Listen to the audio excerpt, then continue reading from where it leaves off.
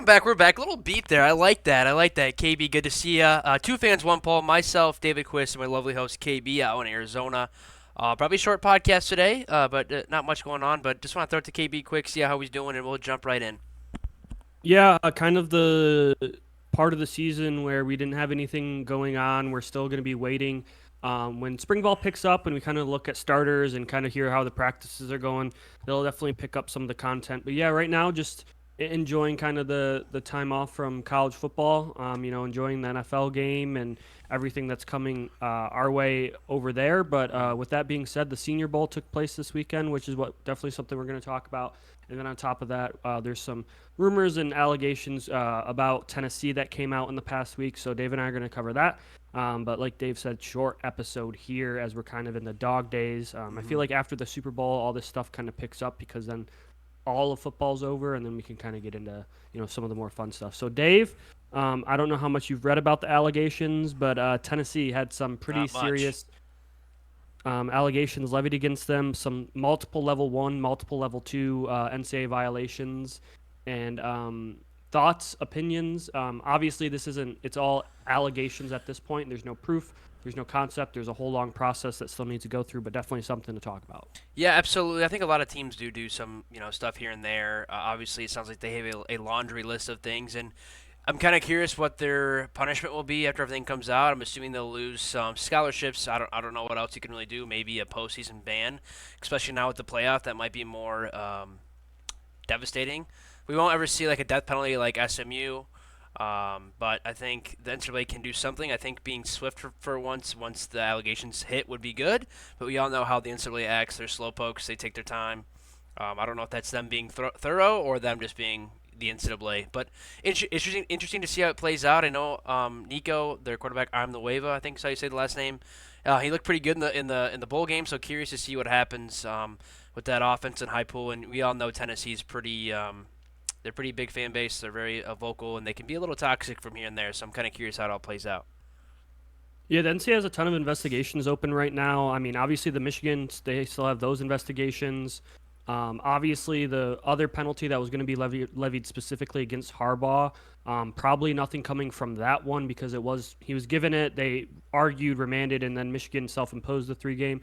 So, and that was basically just Harbaugh specific because it was what he specifically did. It wasn't like an institution thing. But obviously, you have all the stuff with the filming, and so I think we'll hear more about that in the coming weeks. Probably Yeah. when the NCAA has less going on. Probably too after March Madness settles down because they're so damn busy.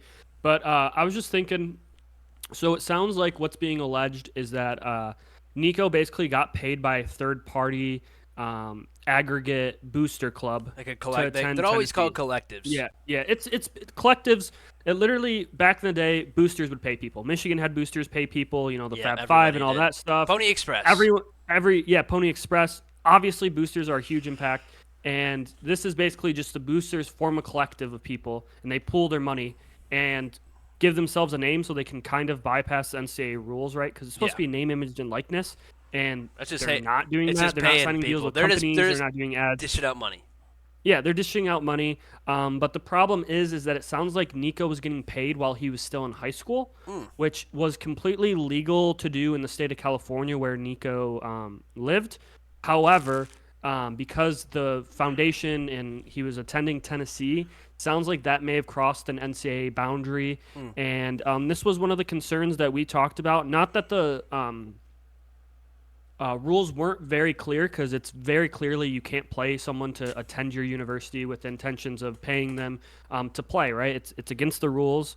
But the NCAA hasn't been huge enforcers on it. No, They haven't never. been huge, um, you know, hold down. I mean, we know there's stories out there where kids are getting 10,000, 50,000 to attend, to like go and visit the university. Kids are asking for that. And all of that's kind of happening in the open, and the NCAA hasn't really done anything. So I think this is an NCAA problem, and I wouldn't like Tennessee to get singled out on this. This is obviously happening at other places. Florida State's currently in trouble. We talked about Florida earlier with the Jaden Rashada thing. Mm. So it sounds like the NCAA finally, like, it got so obvious that they're having to push back and kind of tackle this head on and play catch up, which is basically the whole entire thing. And so Tennessee, whatever comes of them, I hope it isn't anything, it's it happens. It's something that happens, and I don't think we should blow this up, into a bigger thing. But on a secondary note, this is something I forgot to mention. The NC or the Big Ten and SEC Oh yeah, I saw are that. hosting a meeting I did see to that. talk about the future of college football, probably related to this. The NCAA has not done a great job managing the transfer portal with the new Shocker. sport. Basically every single thing that they've had to implement and be forced to do because of Congress basically saying like, how can you treat these guys like employees? How can you make all these expectations of them? Yep. Not allow them to earn money, not allow them to transfer for schools, and now the NCAA had to open up all those gates at the same Laissez time faire, because, baby. and it's obviously becoming a bit of a wreck of itself. Hmm. I don't think college football's dead. I think those people are being over dramatic. I think this is just it was a perfect storm that kind of came in and made a huge sweeping changes all at the same time Yeah. that both affected each other. So it'll be interesting to see. Maybe we end up with those two super conferences sponsored by, Ugh, the NFL, and that's what we end up with going I forward. hope But not. I hope not, like you said, Dave. But anything else on these comments, or maybe the direction with NIL and everything kind of crazy going on, and then we can move on. Um, no, I think you kind of hit the nail on the head. I guess we'll see what comes out of this meeting. I did see something in the news about it. Um, it's kind of a bummer. I get where they're coming from as conferences. The NCAA just has to do something. When I was in college, I had class multiple times. We talked about how the NCAA could be out of business in 10 to 15 years, and the NIL and the transfer portal stuff happens, and they don't know how to regulate anything. They drag their feet, and then they don't. And then we had just pure chaos with the portal and NIL, where guys are just getting straight up paid. They're not getting paid to do some guy's gonna go pay and do sign stuff or get a car and promote a dealership, etc. But it just seems like they're just paying people straight up, which I think it's fine, but there's got to be some more regulation. So I guess we'll see what the NCAA does. Kind of sucks to see that it's just a shit show. But maybe they'll get their shit together. If not, I think the conferences will have to do something, which they might be doing with SEC and the Big Ten. So I guess we'll see what happens. Those are my thoughts on it. We'll just have to keep our eyes peeled there, KB. But before we jump into I, the Senior I Bowl, do oh, want to one more piggyback thought. after because you Sorry. you said something really interesting there. You're like, the paying them directly, and we're like, there's got to be some regulations. I also think that like something that isn't getting talked about is like the people making these deals for these kids are like, they don't have to be certified. They They can don't be their technically. They agent. can't get paid by the school. It's got to be like an Yeah, outside the party, third right? party. Yeah. Yeah, so they hire an agent, which is legal to do now, and then and sometimes these agents are screwing these kids over. Like there needs to be there needs to be so much more management because kids are getting, screwed out of a lot of the money. Yeah. Kids are getting screwed out of the responsibilities. They don't know. I mean, they're 18-year-old kids, and it's like, hey, you have to do like 4 or 5 signings and this, there, and that, and oh, your agent is taking 40% of it, and I just Oof. feel like we should almost be handled. I mean, we're probably too far gone, but and I know that NCAA kind of wants to be hands off, but like it should be a third party, and then it like works almost like a scholarship. Like, hey, you have a scholarship fund, make it. You can have a cap of this much for the scholarship fund. Like all these numbers should be public. All these, what they're signing should be public because it's all coming through a public university. Or then they're playing like just like all the coaches' salaries are public. It should be clear what these Yeah. players are getting paid, and just for protection of everyone involved. And these agents, like I said, are taking advantage, and that's one thing is it needs to get better for both the universities, the NCAA, and the players because there's a lot of people that get screwed at all of those levels by bad management, bad acknowledgement. For 18-year-olds who are young and naive. Making six figures. Any more thoughts, KB, before we jump to a quick little note and then the Senior Bowl? I just want to throw it out there. I thought it was official, but it's not official. I know Ryan Grubb is being looked at by the Seahawks. He moved to Alabama to be the OC there. Kind of curious to see what happens. It would be interesting to see him go to Seattle and be the coordinator, and then Bama would kind of be looking for a coordinator unless DeBoer wants to call plays. Just want to see if you had any thoughts, KB. It's not official yet, but it looks like he's a candidate and probably has interviewed. Yeah, that's definitely interesting. I think we're gonna see a max exodus of coaches to the NFL going forward, mostly because being a college football coach, there's no off time. you're recruiting, you're developing, you're making sure guys on your roster that have been there for 3 years that just had a MVP caliber season, not MVP, but All American season, stay on your roster. There's a whole lot of expectations, Yeah. and I think that would be a good fit. Mike McDonald is their head coach. Michigan ties there, obviously Harbaugh ties. So shout out to him. He was Michigan's DC in 21. I thought he was really great. I think him getting a guy like Grubb is definitely an interesting look. And it might lean like if they get Grubb, does Penix run it back with Seahawks? He stays in That'd be Seattle, nuts. kind of. Yeah, that kind of has that whole entire influence there. But I don't have any thoughts. I don't have any huge insight onto what Grubb does as a coordinator and Yeah. how much that'll translate. Same. Because sometimes offensive coordinators that have these wide open, college styles of coaching, doesn't necessarily translate with the different hashes and the player speed and stuff like that. Yeah, just interesting to see. Bama's lost a lot of guys to the portal, and if they lose their coordinator, A ton. it might be pretty tough for DeBoer. And Bama fans are used to winning, winning, winning. So just keep an eye on it. Could be interesting to see what happens if he does go there. But good segue talking about Penix, KB. We'll jump to the Senior Bowl. There was some winners and losers this weekend, and the entire quarterback class, I would say, is didn't look great. I know Penix Yeah. and Nix didn't play. I don't think Nix played either today or yesterday. They didn't look great. It looks like all week. It sounds like stock is down. I did see that Rattler won the MVP for the game, but I think he only had like 6 throws and a touchdown or something like that. So doesn't sound like the quarterbacks of this class look great. We'll talk about some other guys. A guy that I was talking about that I got mixed up with a verse. He was on my list, a short list. But any thoughts on the Senior Bowl, KB, and all these other Shrine games, and players maybe going up and down? We can highlight some as we keep talking.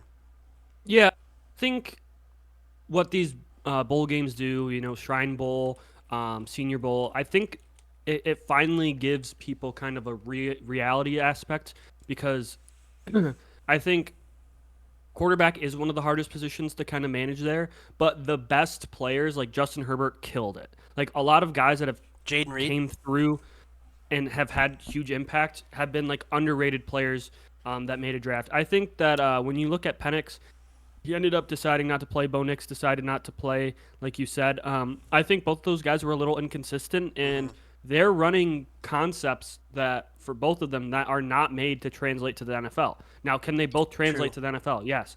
But their offensive concepts are so dissimilar to probably all of the concepts they were running at the Senior Bowl that it probably was a little bit more difficult for them to translate. Um, but overall, I think the quarterbacks Rattler, from what I've heard, also played well all week. He's kind of like a riser. He Okay. played well in the game. He looked like the most consistent. His feet, but everyone else kind of played mediocre or poorly. Yep. So That that definitely includes has an influence. for names that includes Hartman and Pratt from Tulane. Yeah, So Hartman looked awful. yeah, and I was reading it. It didn't look like Bo Nix was looking good either. But yeah, the quarterbacks this year, it's an okay class. Obviously, we have Caleb Williams and Drake Mayer, kind of the top two guys, and Jaden Daniels, obviously a Heisman winner. But kind of curious to see how it all shakes out. Obviously, we have a lot of time for the draft, a couple months here, but usually the Senior Bowl does kind of show you what can happen. Obviously, it's a week or so, but this gives you a little insight. But we can go to some other plays quick, KB. I saw this guy's name before I looked up this short list, but it's cute. A cornerback from Toledo, Quinion Mitchell. Sounds like Yeah. he had quite the week, and he stood out. So maybe he, jumped up the leaderboards here for the draft. Any other thoughts on him?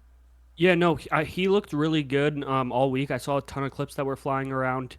What the thing with him is that he has a good frame on him. He can jam people. He can play a soft release. He did a really good job of reading hips. I was really impressed with what kind of he did, especially at a school like Toledo. He was getting hyped and mocked in the early second round, and a lot of people are saying, hey, with that good of a performance with how he played, he definitely jumped into the first round. So I was really impressed with him. He made plays on the ball all week. Really just was in a lot of people's hips. Love seeing Mac guys get some recognition here. I got. Absolutely. Let's switch it. Cornerback that's kind of going down. I think he's a local kid from Michigan, Kalen King, Penn State. Sounds like he Yeah. didn't have a great week. Underclass, he's only 20. He's super young. Yeah. So good for Oh, sorry. no, it is good for him being that young and betting on himself. But it sounds like he struggled with the more physical guys, um, such as Marvin Harrison Jr., who wouldn't struggle against him. And then kind of curious to see how his game transfers to the NFL if he's not doing great, and against the top echelon when guys in the NFL are the top talent. on every team. Yeah, it was really interesting. So he's a junior, so he's one of the few juniors I was attended because I think four juniors were allowed to go to the Senior Bowl because they opened that up. Yeah. And he was one of the more surprising ones because going into the year, he was mocked a first round guy. Like he kind of had that locked on him, and he had a very disappointing year. He struggled to get in and out of breaks. He struggled to kind of maintain guys, change speeds. He got caught on a lot of double moves. And this was coming off of a season where, as a true sophomore on the opposite side of Joey Porter Jr., where we've seen how much success he outplayed Joey Porter Jr. as a sophomore. So I don't know what happened, Hmm. but he fell off in that junior year. Maybe being the cornerback won all the expectations. He is a Detroit kid, like you said, Yeah. but he hasn't played well, and he looked bad.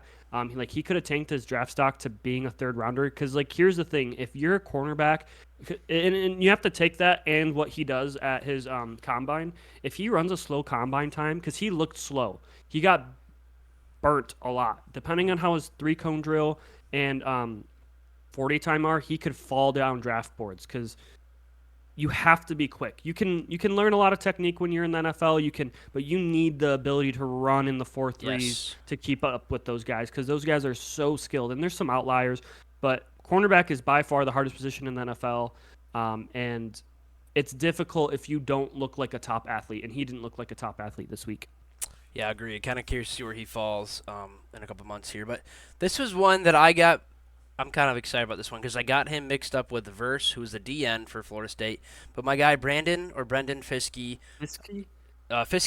Western transfer to Florida State.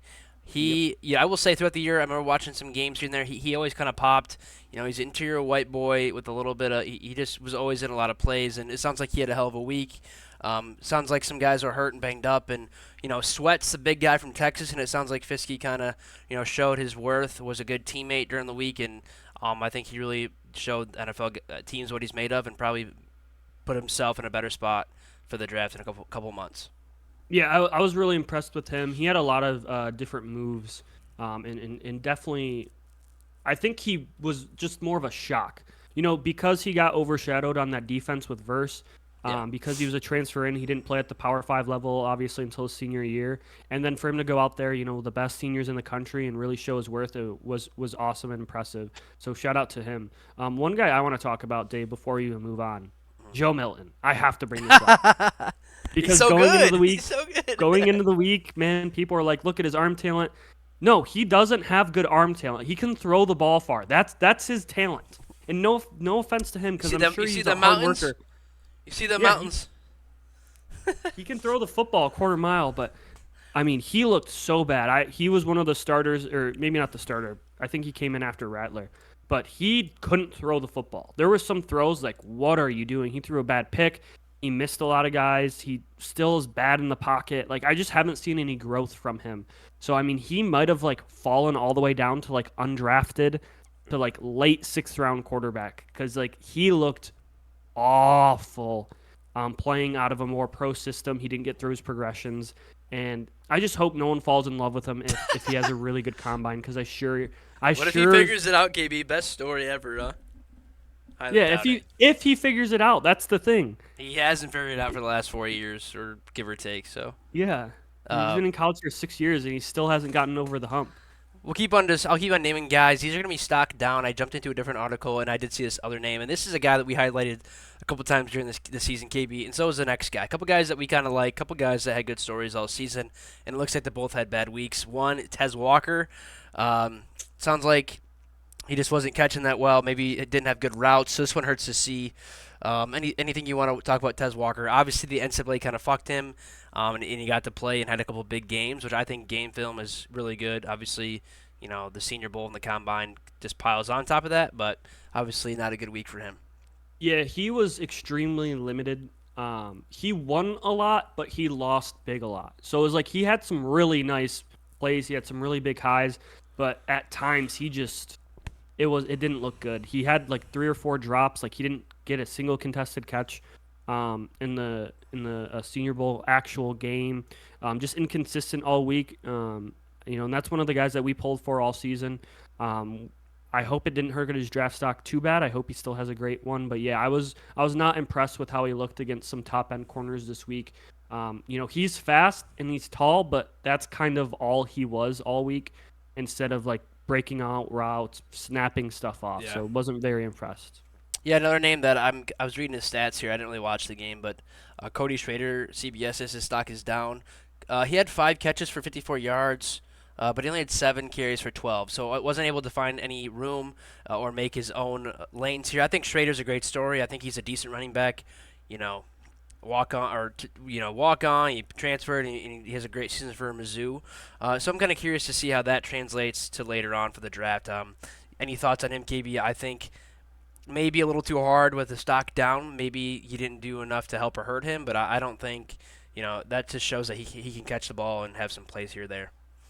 I mean, maybe throughout the week he didn't look good either, and so that's what they're more pulling Yeah, on. yeah, yeah, But like running backs usually don't have great games, and I mean 5 carries. It's not like he was getting the yeah. ball That's consistently. yeah. I mean he's put enough on tape, and you know what he is, and how much can his stock go down? Like he's probably what, a sixth rounder, late fifth rounder right now. Like it's not like he played so poorly. I think that he's going to be looked as an undrafted guy, but running backs aren't super valued. They'll be going in like the sixth, fifth round kind of area already. So I don't really understand that unless people thought that he could be playing into like the upper third or second round. But I He just led the that's a American team in receiving. This is a different report by CBS. So I don't know what they're talking about. yeah. So I don't know. I just think that might be a little biased. Might be about the more of the week in general. But I Yeah, saw a few of his plays. He was running hard and breaking tackles and making guys miss yeah. in the open field. I mean, I don't agree with that very much. So I Tez would Walker did agree. struggle, but that one I don't think that he hurt his draft stock at all. Literally two CBS reports. I'm assuming two different writers. Let me see here. Yeah, two different writers, two different thoughts. Obviously, just like you and me, KB. Um, yeah, I did see Joe Milton didn't do great. He had a couple bad interceptions too, so I just wanted to throw that out there. Yeah, I don't really have any more players, KB, unless you just want to talk about our thoughts on these bowl games in general, or I guess I don't know what to call them, but I know last year, guys can really make their name. Jaden Reed, for example, obviously I'm a state guy, I'm biased, and he had a hell of a rookie year. I don't remember if Kenneth Walker did anything for the Senior Bowl or anything like that, but list goes on. There's probably guys that we can list that are pretty good NFL players that played for both of our teams that made a difference here. So it does help. I think the combine can be a little overrated when it comes to running. Shout out Josh Ross, but Justin, Justin right? is it? I think it's Josh. But anyway, just I'll look him up. I'm Oh, pretty yeah, sure. You're right. Yeah, I think it's Josh. I could be wrong. I'm gonna look to confirm. All Yeah, right. Josh No, Ross. one. It is Josh. Okay, one Yeah. guy I do want to talk about is Roman Wilson. He had a hell of Oh, he had a a good week. he had a good week. Lot of good catches. And then CJ Cornelius Johnson also had a good week at the Shrine Bowl. And then Isn't there like 4 of these things now?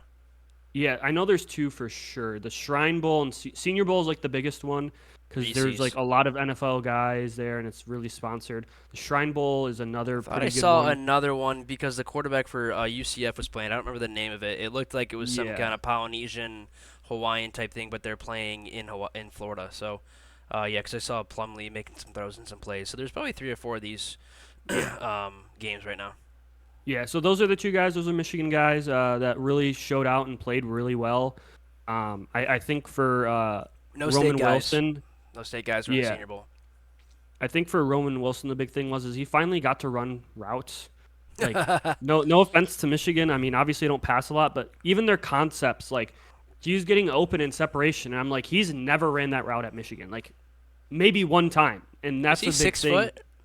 Yeah, he's I think he got listed as 5'10" when he measured. He might have been 6 foot like on the measurements, but I think he's 5'10", Okay. 5'11". I did see some I catches. think They we'll look see good. we'll see the official thing at the combine, but I think he's a 5'10" short king that goes by 6 foot. But I hear that. no, I think truly that he had a really good one. I was looking at Cornelius Johnson at the Shrine Bowl. He had a good one, and then I think the thing is like I said, they just don't run those routes. Like they don't get one-on-one matchups where Michigan asked Yeah. them to win. Like they're running a lot of beat outs and deep in cuts, and versus like I'm gonna get a double move or I'm gonna do an in to out move. Like it was more speed timing based offensive sets. So I was really happy to see both of them shine out pretty well. Roman ended up skipping out on the game because he had such a good week.